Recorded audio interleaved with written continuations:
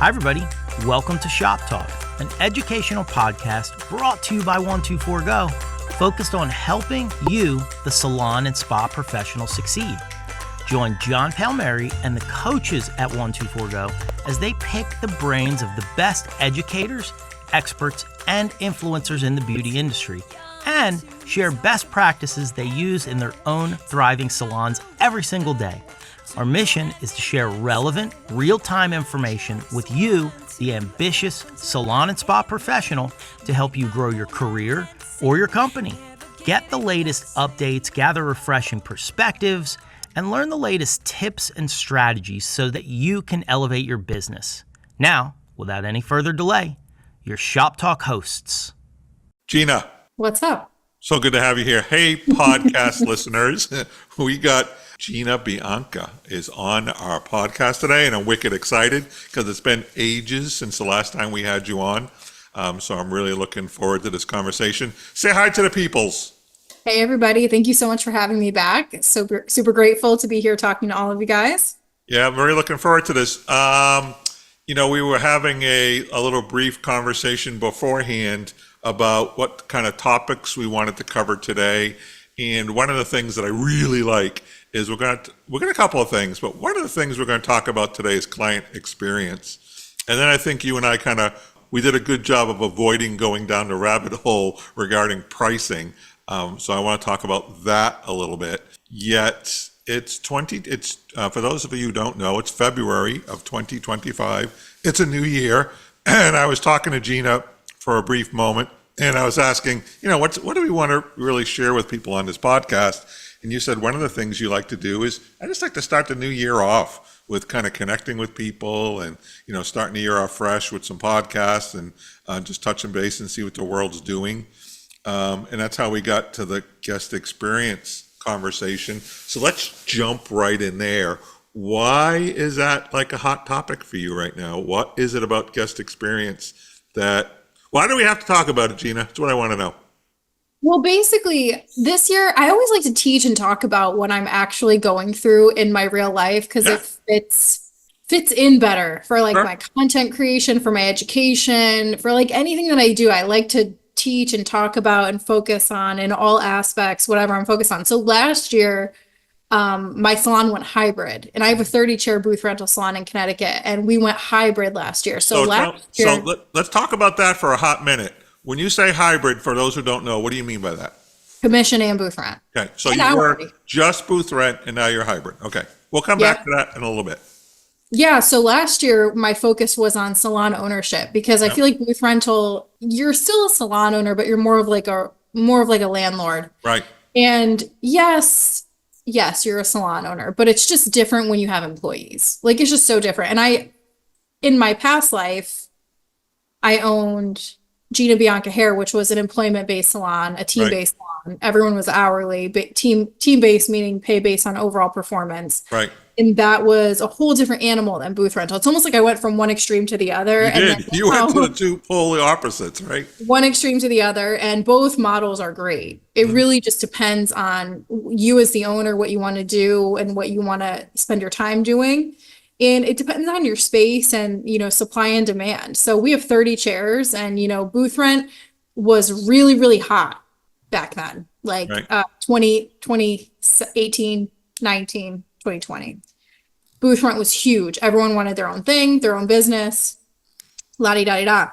So I had the premier spot, and now there's a booth rental. Every salon has gone booth rent. So now it's not as easy to fill up 30 chairs. So I was like, all right, guess we're going hybrid because I can't have a third of these chairs empty.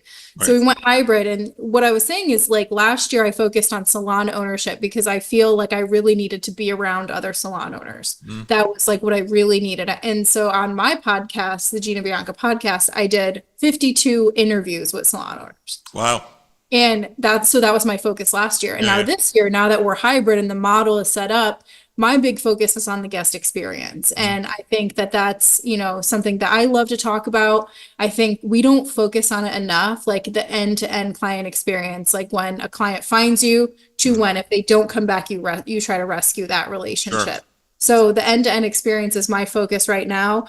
And when I had reached out to you about coming on, I was like, we could totally talk about that. Or as always, we could talk about anything.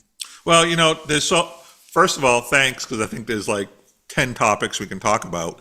I'm going to try to put this all together in a stream of consciousness, if that works for you. Is that okay? Yeah, of course. So I'm going to start off with something you said, and I'm going to start there because I think that there's some meat there. You had said something about, well, I have this space, I have 30 chairs, I rent them out, and if you have that, you're a salon owner. I'm going to be contrary just for a minute, not to be mean, but just to perk a conversation, right? I think one of the challenges that we have with lots of rental is we run our rental businesses like we are owners of a salon, right? And I'm just using vocabulary now, when we're really not, right? I think we get you don't make enough money. Yeah. You don't make enough to care that much.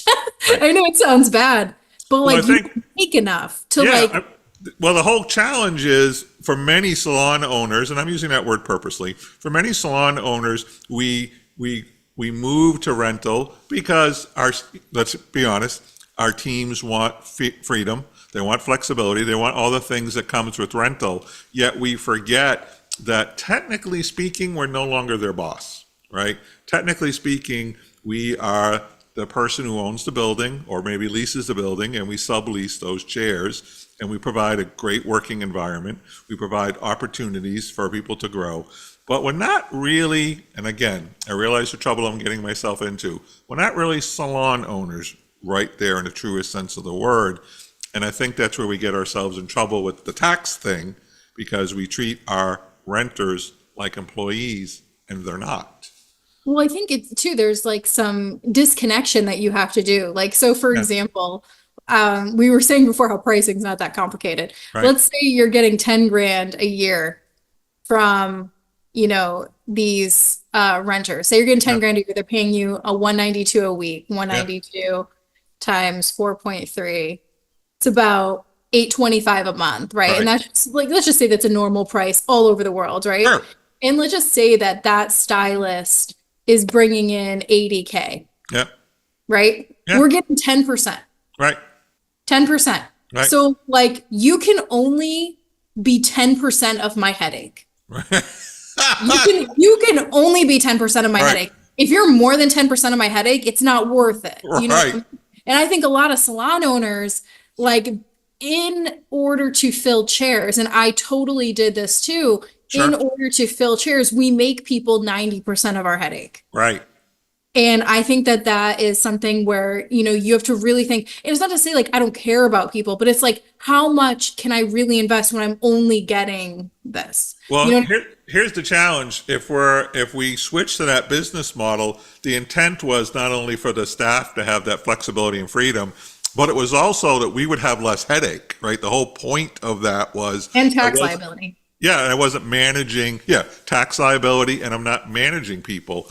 But to your point, if I went from, I'm making stuff up here, a 50-50 commission split, and you were 50% of my headache, to now I get 10%, and you're still 50% of my headache, that's not really a good swap there. I don't think. And it's also like, you could flip it. It doesn't have to be negative with headache, right? Like you fix it as like, I'm 10% invested in you. Yeah.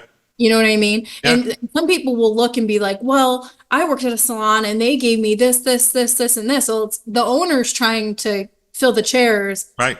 And, the owner's probably behind the chair. Mm-hmm. So it doesn't hurt them as bad because they've got income from behind the chair. But if you look at it, if you step back out of it and you look at your business as a whole, your rental business, you not being behind the chair should really factor in the prices. You know what I mean? Yeah. Tell me if this rings true with you, because I've been thinking this for a hot minute now.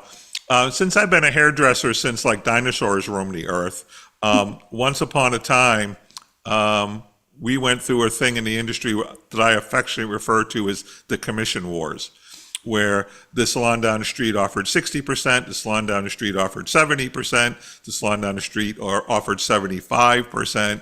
And some businesses didn't weather that very well because you can't pay those kind of commissions. I wonder if the same thing hasn't happened in reverse with rental. meaning it's like how low can the rents go, right? Before a business can no longer sustain itself, because Yeah, I mean, I think that's if the the market. owner, I think if the owner is behind the chair, it's a whole different ball game. I'm Yeah, not behind the chair. I work like one Tuesday a month, awesome. right? Yeah, So, which is cool. I would yeah, work more, but like I really don't have the energy to build a clientele again. I really don't. It's so much work, and yeah. if I have way too much going on Mhm. to focus on that. If that was the only thing I had going on, it would be fairly easy because I've done it before. But not being behind the chair, it's a whole different model in my opinion. Like Right. if you're behind the chair and you're bringing in 100 grand, Yeah, that's going in your pocket. For the most part, if you could have all of your expenses covered by your staff, but if you're not behind the chair, that rent goes up a lot, a in lot. my Yeah. opinion. So what was the big push for you to go hybrid and bring the commission stylist in? What was the big push for you for that? Well, we had a lot of empty chairs. And Mhm. like at the end of the day, I have a pretty big operation here. So Mhm. I had two managers, one left, Mhm. and that was a godsend because I couldn't afford her anymore. So, that Sure. was great that she left. And she got a great opportunity working with Salon Centric. She's amazing. She got a great opportunity, but like I couldn't afford the overhead with Mhm. so many people leaving. And the same way that stylists do a walkout, like Yeah, six commission stylists leave, renters do the same same thing. thing. And Yeah, it is so difficult. It's such a big hit to cash flow.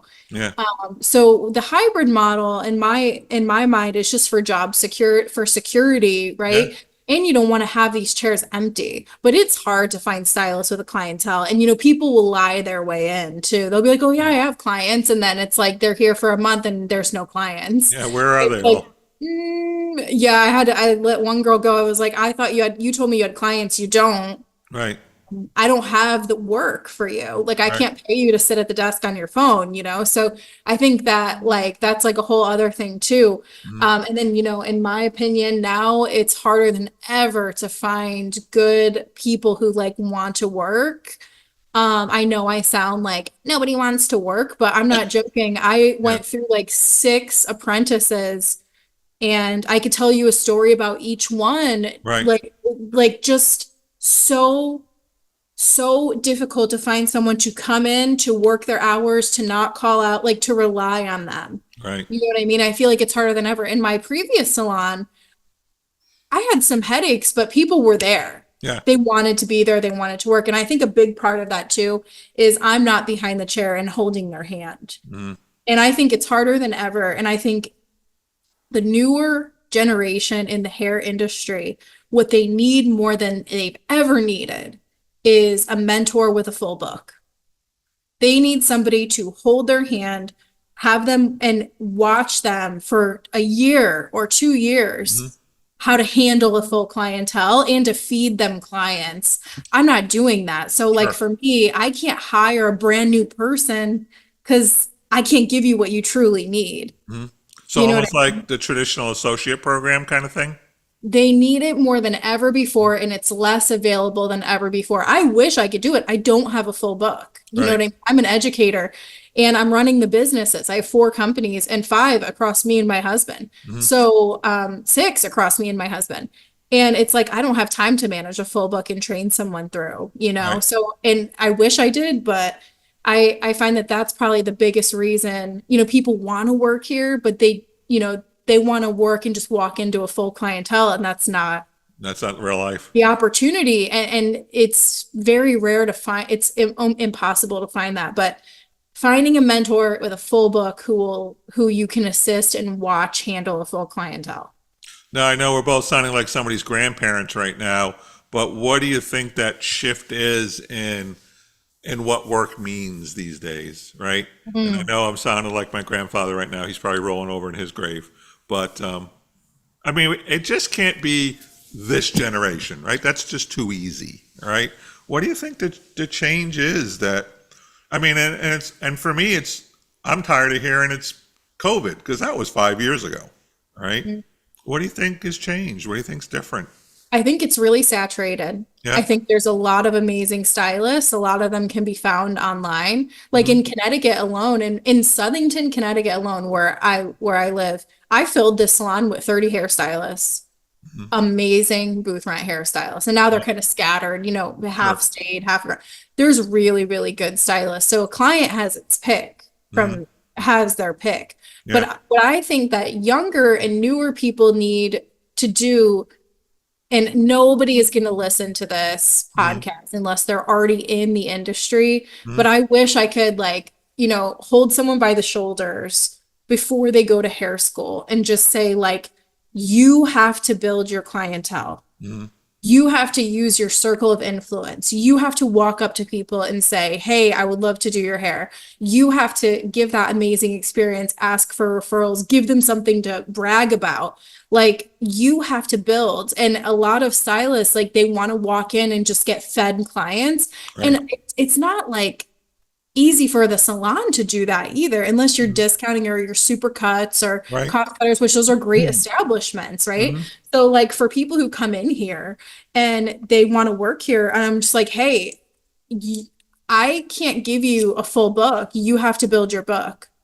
And I can give you as many clients as I possibly can. And I'm going to do Facebook ads, and we pay $550, $600 a month for software to rescue lost clients and to promote your slow openings. And, we're cross marketing with the yoga studio. We do so much, but you have to bring clients. Right. And you have to, I call it the circle of influence. You write 10 people and then 10 people through them. And you reach out to them and say, hey, come see me at the salon. Here's an amazing offer. You come and you give them an amazing experience. I can't tell you how many people I'm coaching to do that. Let's do it. This is how you're going to do it. And then they don't do it. Right. And I'm just okay, show me the messages. Oh, I'm going to do it. I'm going to do it. And you didn't. Right. They need rejection therapy. They need to go around Target and ask people for $50. Do you know who Scott? Do you know who Scott Galloway is? I'm sure if I saw them, I would. Yeah, he's on the internet. He's on the Instagram. He talks about rejection, and what he says is the reason I am successful in my life is because I've been rejected so many times. And it's not the rejection per se. It's just that's how many times I asked, or that's how many times I tried. And yeah, I'm gonna get rejected, but you can't stop. You keep on doing it, and one day somebody's gonna say yes. Right. I think one of the biggest reasons we got booked up younger is because if we didn't have a client, we would have to go hand out cards in front of the building or around the mall. You didn't want to do it. So you got clients. I tell this story because we have our own cosmetology school. I tell this story all the time. Of course, the students laugh at me. I can remember going to Bed Bath & Beyond and passing out business cards if I had openings between 10 and 2, because who was in Bed Bath & Beyond between 10 and 2? Stay-at-home moms, right? 100%. And the other thing is, and I don't know if this is quite as good, but I also bartended at night. That's what I did. Yeah, and with every beer or margarita, you got a business card. It was just a thing.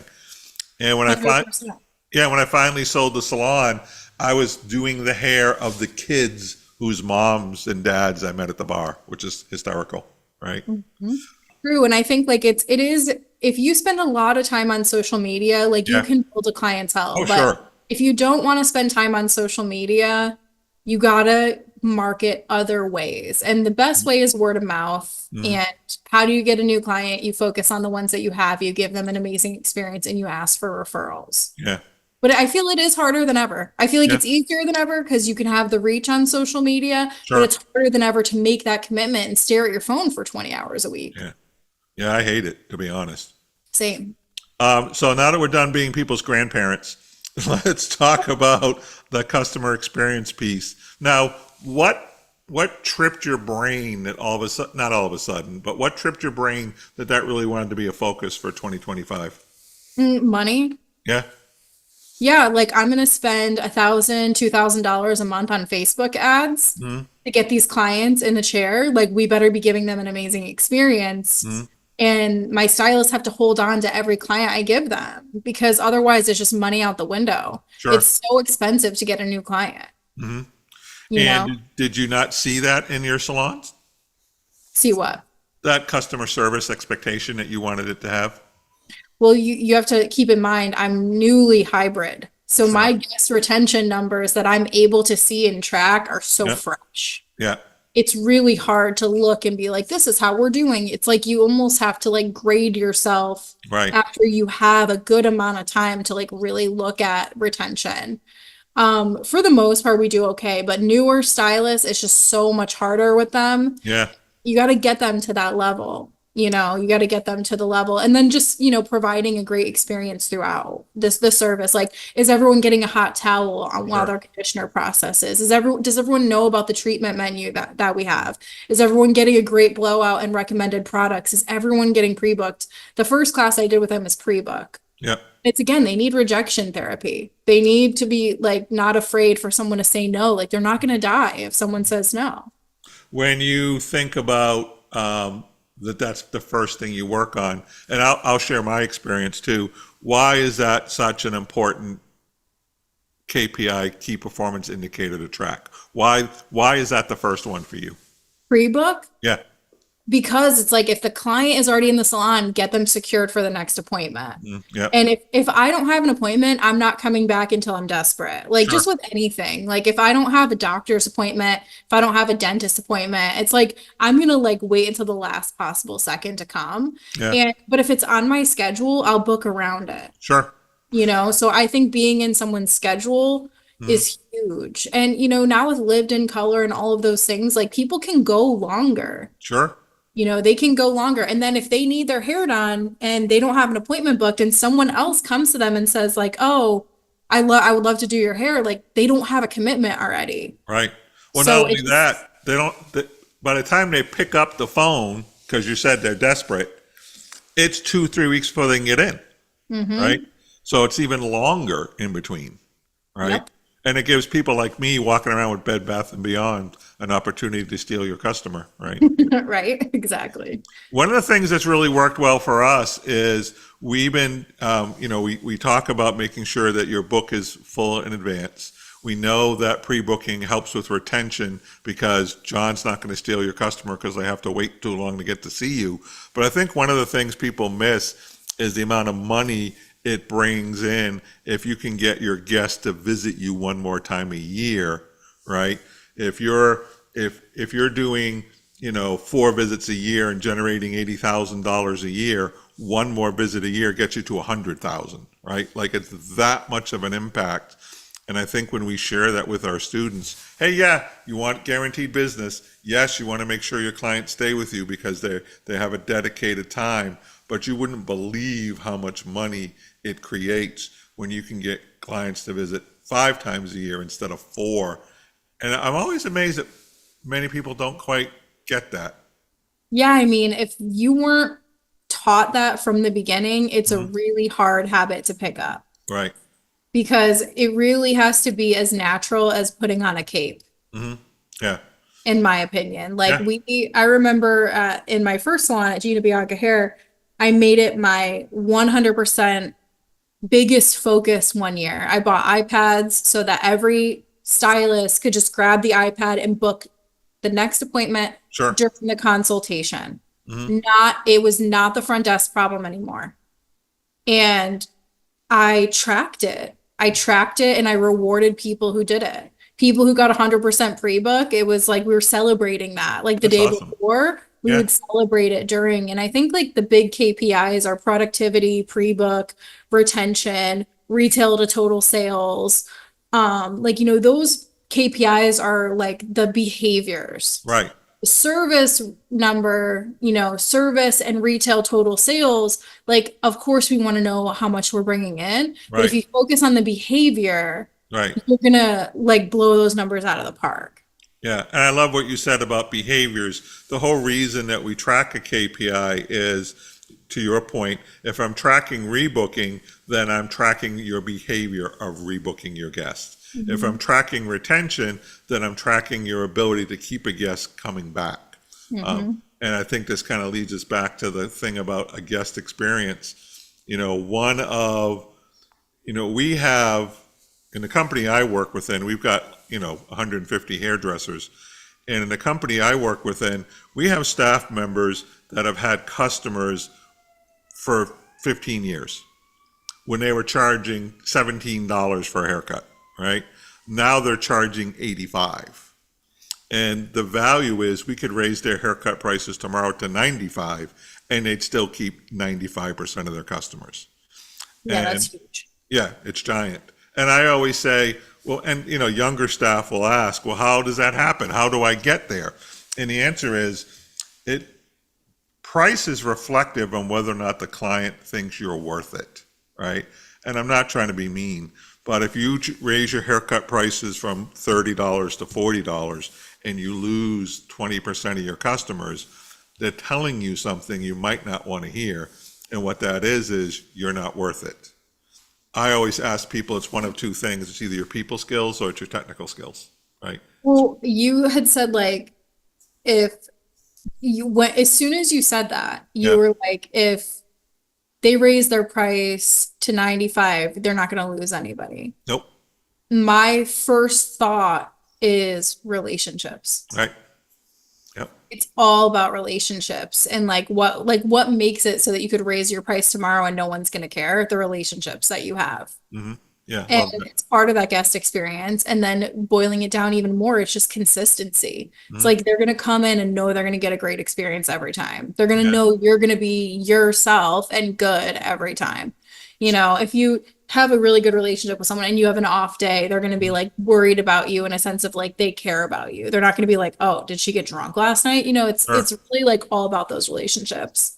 So how do you teach people that relationships are important, that relationships are the thing that's going to make you money, that relationships are the thing that's going to keep your keep your appointment book full? How do we teach that? Hot take. I think it's Yeah. impossible to teach that unless you can model it to somebody by handling a full clientele. So that goes back to your belief that traditional methodology, and I'm going to call it that for lack of a vocabulary word, of that associate type program where they can see it and watch it and listen to the vocabulary and just being part of that experience, as you said, being modeled right in front of me is the best way. Yeah, you have to model it. I don't think it's possible any other way. Mhm. I mean, I can, the thing is like I can listen to, I guess someone would have to be really motivated and really self-disciplined Mhm. to be able to learn it from me saying it on a podcast or me saying it in a class or Right. me teaching it to you and talking to you about it. But, some people can do it, but they have to be really self-motivated. And otherwise, they need to see it modeled. It's like children, right? They're going to model the marriage they saw, Sure. right? You could say, do this, this, and this, but if you're doing something completely different, Right. it's not gonna, you're gonna be like, what did I do wrong? You didn't model it. Right. There's a great video that my wife actually took with her cell phone. When I'm on the phone, I tend to walk around. Like I can't sit and talk on the phone. I walk around, and generally it's in a big circle. And one of my grandkids was over the house a while back, and he is literally walking around the ottoman in the living room with a toy phone hanging on his face, talking to me. Now, I wasn't even at the house at the time. I was someplace else. But talk about modeling. Like, where did he learn that from, right? He learned it from watching me walk around the house. So he assumes that's what you're supposed to do, right? That's what he thinks how phones are supposed to work. And so I love the idea of the modeling piece. That becomes really hard, though, I think, when you're a smaller salon and you're trying to grow a team, right? Like, how many people can you grow at a time? I think that if I'm a salon owner who Yeah. is fully booked Yeah. and I can get an assistant working with me where my role is to teach and duplicate myself, Yeah. I can hire a manager, even part-time, whose Sure. role it is to handle all of the salon All the other stuff. operations and Yeah. finances, then that is the best way. Mhm. Because the salon owner can't do everything, Nope. right? They can't do everything. And the best I did was when I was fully booked, triple booked, and I had 2 or 3 assistants working with me. I taught them, a lot of the stylists that I raised Mhm. own salons now. Right. They do really, really well for themselves. I built so many people, and it was all when I was in the trenches with them. Sure. I think that that's critical. And I think that if you're an extremely busy stylist, Mhm. you have the cheat code, right? If you can Yeah. delegate, if you can delegate some stuff off your plate where you can focus on training Yep. and your clients Yeah. and you Love it. can delegate, that would be iconic. So as you're going out and talking to people, and I know one of the big points of conversation is how to develop that client experience. I think for some people, it's, well, I do a really good job on their hair. What else do I need to do? So for those who may struggle with what the idea of client experience is, talk a little bit about what we mean when we say the client should have a great experience. What does a good client experience look like for those who don't have it modeled in front of them, right? Yeah, so let's start from the very beginning and I'm Yeah. just gonna riff it, right? Like Yeah, I'm just do it. gonna just, think off the top of my head. So from the time someone finds you, being responsive, the phone is answered within 2 or 3 rings. Messages are answered within 24 hours. Transparency with pricing, able to get in within 7 days, right? If you can't get someone on your books for a month, maybe refer them to someone else. You Right. know what I Yeah. mean? Like the client needs to get in, right? No one Yeah. wants to wait a month, but that's controversial, whatever. But if I'm a salon owner, I'm going to recommend a different stylist. I'm going to try to get them in, when works best for them, right? Yeah. Making it about them, their schedule, their preference. When they get into the salon, a tour, show them around. Even if you have a smaller space, here's the bathroom if you need it. Here are some snacks, help yourself. Showing them around, saying their name. Yeah. We had a rule where they were greeted before they touched a piece of furniture. Greet them before they touch a piece of furniture. When they come in, having a consultation where you're sitting down, talking to them face to face. Before you touch them, talk about what you're going to do. Don't like fiddle with their hair and talk to them in the mirror. Right. Tell them they're beautiful. Yeah. Say, oh my God, you're so beautiful. I can't wait to do this color on you. Like Right. make them feel special and significant. You don't have to be like, oh my God, you're so hot. Like you literally like just complimenting them, complimenting their features, their outfit, like making them feel special and beautiful. Like they're there to feel beautiful. Right. So if you can make them feel beautiful, like more during the service rather than at the end when they're walking out, that's even better. Yeah. Obviously doing a great job on their hair, talking to them about styling their hair. What are they using at home? How are they going to maintain this at home? Let me just show you one quick tip so Right. that you can style your hair so it looks as good as I do it, right? Let me show you how to just blow dry the front, right? Like stuff like that, talking to them about how to style their hair, recommending product, making sure they have an appointment that works for them, best day and time. Writing down how they take their coffee so that next time when they come in, you could say, oh, do you want coffee with cream only again? Right. Like making them feel special, like wonder, like, oh, how was the concert you went to? How's your mom doing? I remember you said she wasn't doing like, you know what I mean? Like Yeah.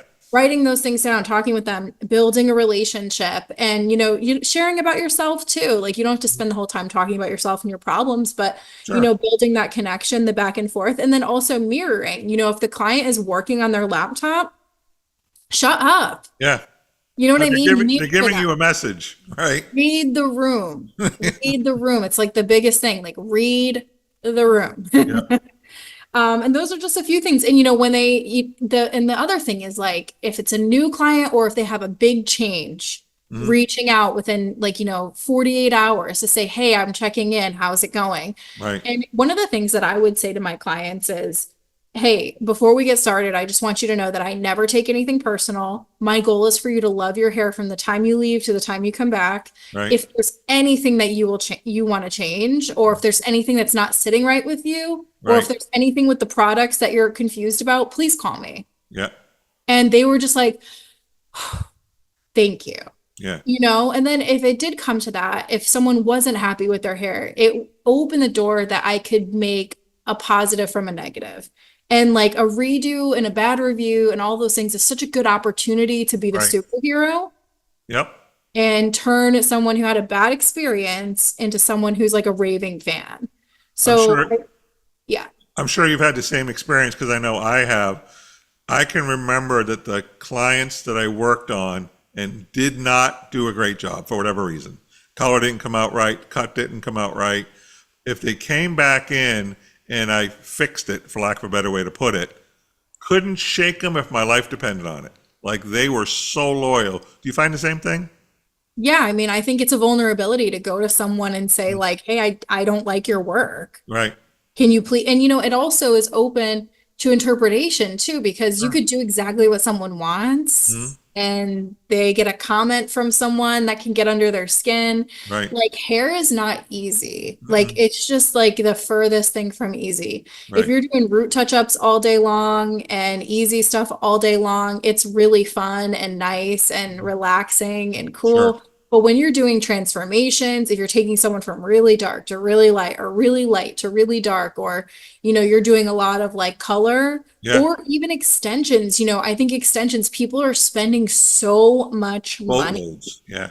that like it's a lot of pressure. Hmm. So I think that like the more pressure, the more expensive and the more specialized, the Hmm. more pressure. Yeah. But then I see, this girl Jackie who works with me. Shout out to Jackie, Curled with Love. It's I am J Curls is her Instagram. She's like 20 Hmm. and she is fully specialized in curly hair. Good for Every her. client that comes in Hmm. has gorgeous natural texture hair. She doesn't do color. She only does styling and cuts. And Wow. my station is 2 stations down from her, and I just watch her all day long. And I Mhm. said to her the other day, I was like, I really think that like you are blessed with this gift. Mhm. Like, there's not many people who can do what you do. These girls Right. come in and they don't know how to do their hair. They don't know how to do their kids' hair. Mm. Right. They have hated their curls their whole life, and you can make them fall in love with their hair. Like I Yeah. said, you're blessed. And she's booked and busy nonstop. She's 20 years old, That's and crazy. she is just a unicorn Yeah. of a person. And I just think that like I don't know. I don't know why I wanted to mention her, but she's just like, she blows me away. I kind of just like watch her and I'm just like, she's so far ahead. Yeah. Like at 20, I could not get out of my own way. Right. She's Yeah. so far ahead than like I ever was. She's going to go so far. And to be like that niche, I guess Yeah. is what I'm saying. Like Sure. it's such a flex. Yeah. Well, to your point, there's a cohort there of people who have hated their hair their whole lives, and when you can find somebody that not only does a good job but makes you feel pretty, right? Makes you feel like your hair isn't just a mess, but it actually looks great. I think that's huge. We were talking about a couple of different things here, and obviously we're touching base on the piece about the customer service, the customer experience. Yet all of that takes direction, right? And I think one of the things that we talked about a little bit beforehand, or we at least touched base on, was you said something about healing as a leader, all right? What? Tell me more about that. There's so much we could talk about when it comes to that. I mean, in relation to the customer experience, Yeah. I'm not really sure. I think salon owners, I think the best thing a salon owner can do is not take things personal Mhm. and like embody the saying, people don't fail, systems fail.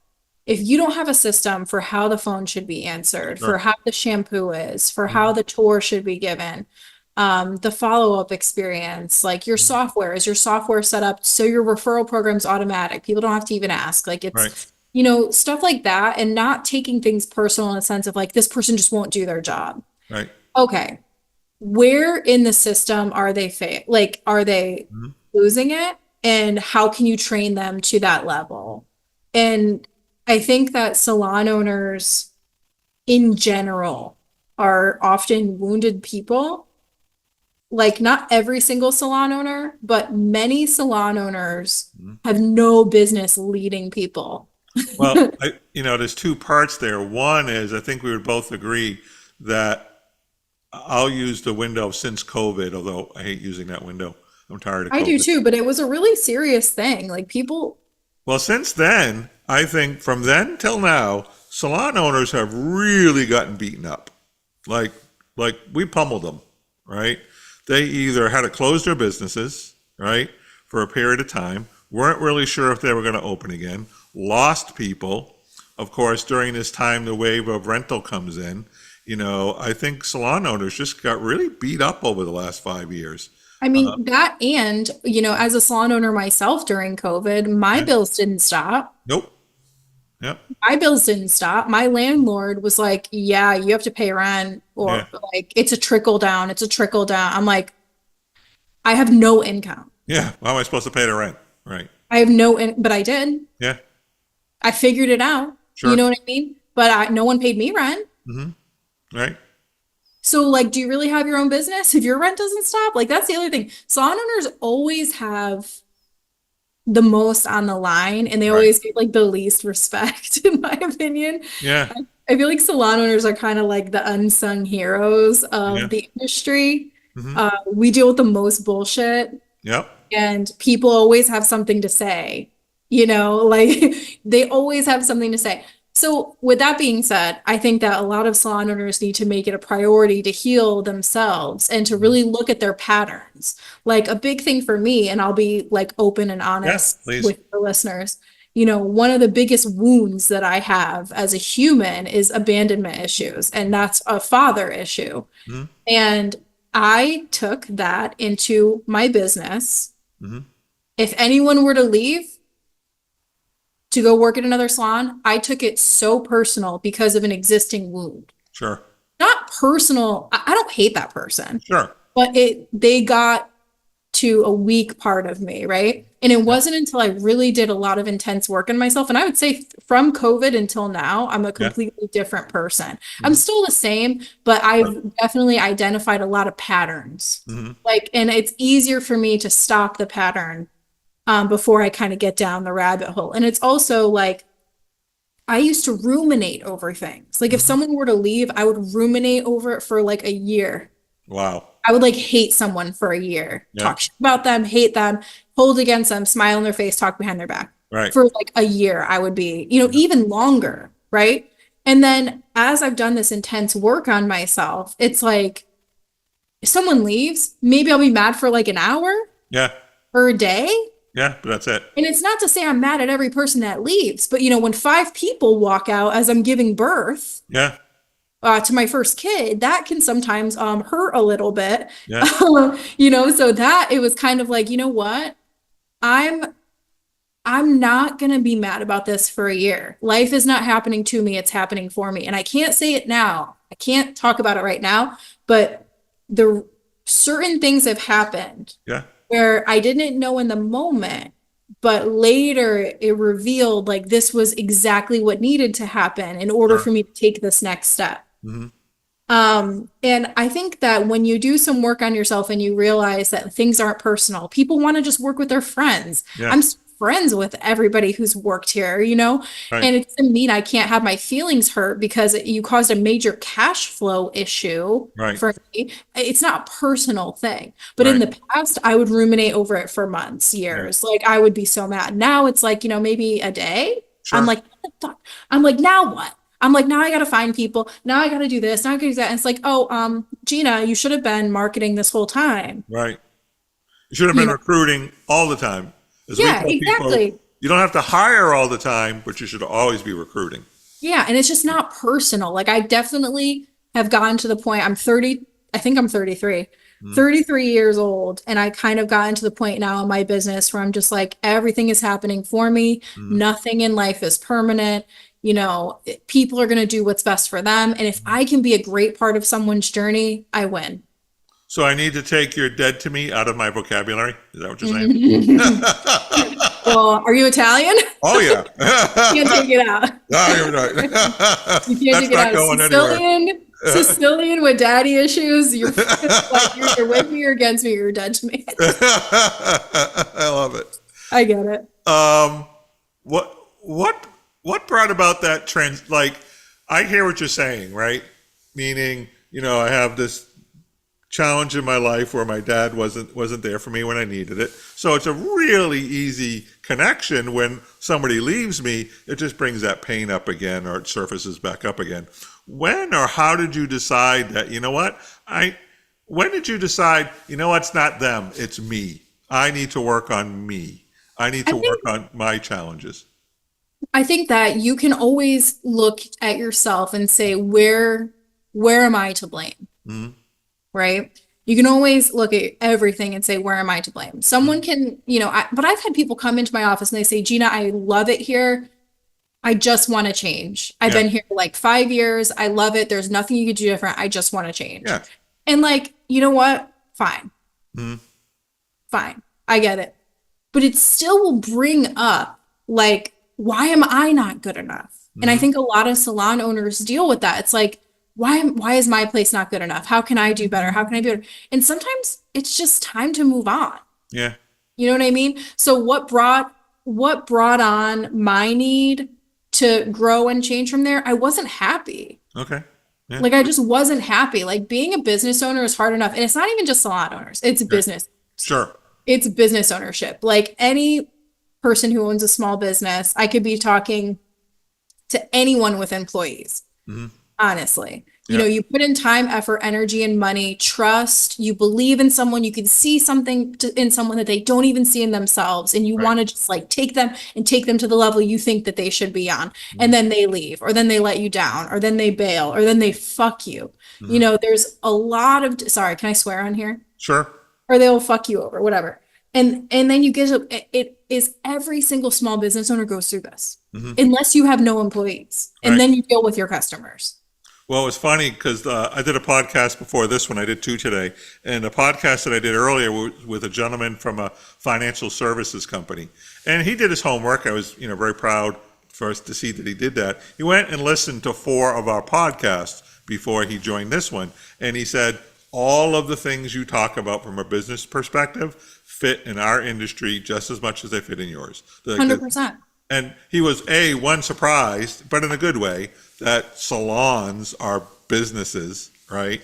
But the whole reason that he reached out was because one of his clients was making $700,000 a year, and he just didn't realize there was that kind of money in the beauty industry, right? Oh yeah. Surprise. I just applied for a loan, and the guy came in and was like, it was with the SBA. Yeah. And the guy was kind of just like, yeah, your business. I don't want to get your hopes up. Sure. I just want to keep it real and blah, blah, blah. And like, I'm going to do the best I can. Literally 24 hours later, I had 3 voicemails, one on the salon phone, one on my phone, one on my husband's phone, of him profusely apologizing, saying, I'm so sorry I stereotyped you. And I'm like, yeah, because you saw my financials. Yeah, right. Yep. Yeah, I'm not a tough risk. You know what I mean? Right. But like, people don't realize the beauty industry. But I think any business owner can never lose by working on themselves personally. You know what I mean? You could take 1,000 hair classes, but until you get to the bottom of what bothers you, Sure. Someone leaves, why does this bother me for a year when it doesn't bother them for a year? No. Why does this bother me for a year? Oh, I have abandonment issues. Oh, that brings up this. Right. Oh, how can I deal with that?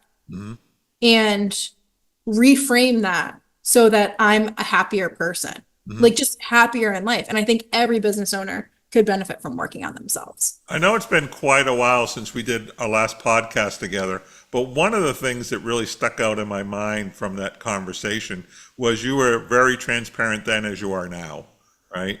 Does talking about these things out loud does that help with that? I'm going to use the word healing for lack of a better way to put it. Does that help with that healing? Just being able to say it, because when you say it, you own it? Yeah, for sure. Yeah. For sure. And like, I always want to build connection and help people skip the hard part. They're not going to skip every hard part, but if I could help you get over something, or book the session with your therapist, or not take something so personal, or do something for yourself. Yep. Like, that's a great thing to do for someone. So I have no shame. I own my story. I've had ups and downs. I've been a great salon owner. I've been a shit salon owner. Yep. I've done really, really well in certain situations. I could have done better in certain situations, and I'm not perfect. So you had talked briefly, we kind of skipped over it. Some people shouldn't be salon owners. If you're not willing to do work on yourself, and you're going to continually perpetuate the negative, toxic salon owner thing, then you should probably take a step back. I think that a lot of people are in toxic salons. Sure. And then they'll do the walkout, and one of them will become the salon owner. And then they're leading from this place of a traumatized person. Sure. And then it perpetuates. It just keeps going and going and going. And usually people will open a salon because they think they can do it better. Right. A lot of people don't have any leadership training. They don't know how to take someone who just graduated school and Right. have their career in their hands. And I think that we don't talk about that enough. So Right. if you did want to open a salon, that's something that you really need to consider if you're going to have employees and if you're going to hire people out of school. Like, I took very seriously that this person's career is in my hands. Right. And even today, I take that extremely seriously, but I'm super blunt with them. I'm like, I will give you this much, but you have to give me this much Right. when it comes to effort. And if someone's, not giving the effort or they don't want to be here, I have way better boundaries with it, in a sense of like, okay, if you're not going to do X, Y, and Z, I can't be responsible for you, Sure. because Like, I can only do so much. You can't put the burden all on me. I can only do so much for Right. people, you know? It's their career, not yours. One of the things we always ask when we do a podcast is we always ask people what was the book that influenced them in the last year. And you wrote The Betrayal Bond Oh my God. by Patrick Carnes, I believe is the name of the author. Tell me why I should read that book. I don't know if you should read it. Okay. All right. I don't know if you should read it. All I read right. it 4 times. 4? Yep. All right. And I did work on it with my therapist for 4 years. Wow. Okay. And There's some things in this book where we could spend a whole hour session talking about one sentence. really, I actually want to read it again. It's just a really good book about traumatic bonding, betrayal bonds. And like, what I learned from it the most Yeah, please. is that where someone would sense danger in someone, I Yeah. almost like am programmed to trust and want to help people who are going to hurt me. That is probably at least a week work of conversation. So 4 years. Yeah.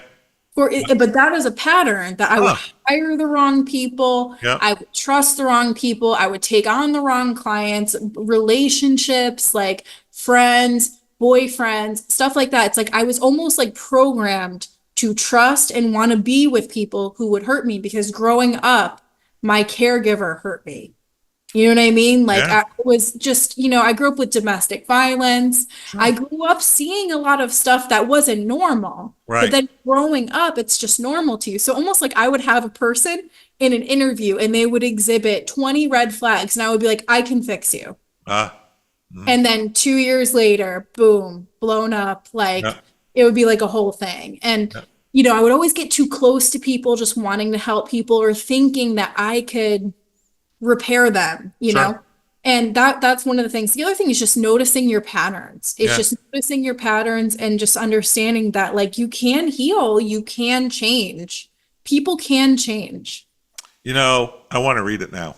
It's very good. It's very good. Okay. And Patrick Carnes, it's just very good. It's not an expensive book. It's like $20. You'll probably blast through it, the situations in it, the stories in it. It's very like relationship driven, Sure. but anything can be applied to business. Love it. Thank you for the recommendation. It's really good. If anyone reads it, let me know. You know what? I'll put your email in the show notes, or your Instagram and Facebook, and anybody that reads the book and gets anything from it, reach out to Gina, because she wants to hear from you. I don't know if I want to hear from you. I would say, like, if you work with a therapist and Yeah. you're paying money to go to a therapist, Yeah. and you talk to them and you do the hour check-in, you get a bunch of stuff off your chest, and you're like, okay, I feel okay. For me, I have a boundary with my therapist where we do a 10-minute check-in unless there's some drama going on. Right. And the rest of the time is spent in the book. Really? Yes. So I'm paying for it. I want Yeah. to see some results. I'm not going to get results from venting. I have friends for that. Yeah. I have friends and family that I could vent to about what's going on. I'm not going to pay her $250 Right. to talk about shit I could talk about with my friends and family. I'm Right. going to want to pay her for personal development. So we have a boundary of 10-minute check-in, 40 minutes in the book. And the new book we're doing is True North. It's a leadership book Sure. to find your true north. Yep. And so far so good. I have a call with her tomorrow and I have not done my work yet. So I really Uh-oh. You ready to get going? but that's like what I do in therapy. And if you're in therapy and you're like, it doesn't work for me, try asking, say, I want to do some intense work on myself. This is what I'm struggling with. Do you have a book recommendation? I Sure. heard this book. Is it something that we could work on together? Because I really want to do some work on myself. If you're just venting for an hour, you have friends for that. Find a Right. friend, right? Well, I think that's so key, because I think it's like a lot of things. We don't know how to use the tools we've been given, right? And if you're choosing to pay for the tool of therapy, right? How do I use that to be because you were right on point. I want to get something out of this. I want to be a better person. There's a whole reason why I came here. And if all you're getting is a gossip session, for lack of a better way to put it, that's not doing you any favors. My biggest goal in therapy was to improve my relationships Yeah. with myself and others. I really wanted to improve my relationships, and it's gone really well for me. I was going to therapy every single week for 2.5 years. Yeah. And then I went bi-weekly for 2 years. And I just this year switched to once a month. Good for I you. feel like that's incredible progress. Yeah. But it And- was a huge investment in myself and it's paid off. And just because I have to ask the question, how do you feel about what's happened with your relationships? Because that was the key part, right? It's better amazing. relationships. Yeah. It's amazing. The big thing with relationships is you can't control the other person, Right. but you can control what you give and what you do. There's some things where I had to just stop engaging, or there's the pattern. She would just be like, oh, you're doing it again. And I'd be like, what? She's Yeah. like, you can't see it because you're still blind to the pattern. So we work on the pattern. Like there's Right. something you just don't see when you're in it. Yeah. You don't see it until someone points it out Points to it you out. 3 times that Well, you it's like can't they're see it. holding up a mirror, right? And making you look at it. Because sometimes Even then, I'm like, I don't see it. And she's just like, you're looking right at why favorite don't you see it? It's right in front of you. her favorite thing to say is, this is straight out of your family of origin story. I'm like, Oh, that's awesome. okay. I'm like, okay, whatever. I'll get so mad. But it's not wrong. Yeah. I just don't like being reminded that I'm wrong again. Love it. Gina, as we wind down our podcast, and I thank you so much, what last words or what last things you want to put out to the universe while we're here? I'm just grateful to, have these conversations and talk with you. And I hope anyone listening gets like one thing from it and, maybe listen again, maybe Yeah. listen like a few times, because I just feel like we talked about so many things. We did. The hair industry is hard, but it's supposed to be fun. Right. So Yeah. I like to leave it at that. It's hard, but remembering it's supposed to be fun. Well, remember, you did this for a reason. You fell in love with it, right? And, don't make it into something it's not. This is fun. We get to touch people in ways that otherwise wouldn't happen. We get to interact with people who fill our cups. And sometimes we get so stressed out by the doing, we forget to enjoy the ride, right? I agree with that. Gina, thank you so much. It's been great talking to you today. Thank you. Thank you, everyone. How do people get in hold of you if they want to reach out to Gina Bianca? I would just follow me on the gram. I am Gina Bianca, or consider joining my mastermind group, thenetworkmastermind.com, or even listening to my podcast also. Awesome. Thank you, ma'am. Thank you. Well, that's a wrap for today's Shop Talk. We know this conversation will bring you one step closer to the amazing career or company that you're creating. To be sure that you never miss an episode, go to 124go.com/podcast now to subscribe. Listen every week as we continue digging a little deeper into the salon and spa industry, uncovering the nuggets of wisdom that will change your career, your company, and heck, your life for the better forever. We really hope you enjoyed this one. Thanks for joining us, and as always, don't forget to leave us one of those wicked good 5-star reviews. Until next time, friends.